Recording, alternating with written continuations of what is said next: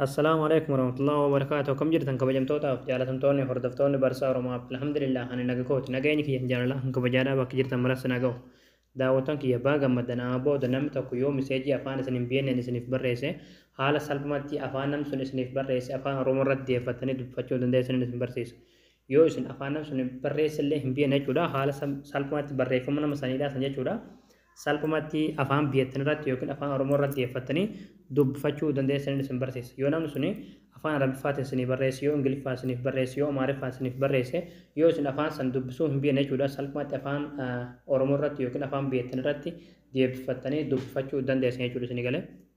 Aappii nama sanitti agarsiisu kana gabbuufatanii jechuudha. Afaan barbaadan jechuudha. Namaafis barreessuu dandeessanii ofiifis afaan fedheeyyuu yoo ta'e salphumatti afaanuma biyyataniin afaanuma oromootiin dubbifachuu dandeessan jechuudha.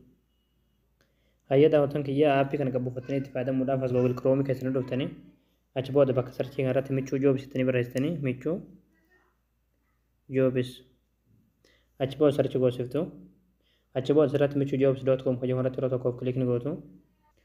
Hayya daawwatan kiyya achi booda haala kanaan sitti fida asirratti ayikoonii sarchii irratti yeroo tokkoof kilikni gootu. Achi booda bakka sarchii irratti afaan oromoo itti barreessitanii afaan oromoo achi booda sarchii goosiftu. Achi booda haala kanaa suuraa kana isiniif fidaa suuraa kanarratti yeroo tokkoof kilikni gootu.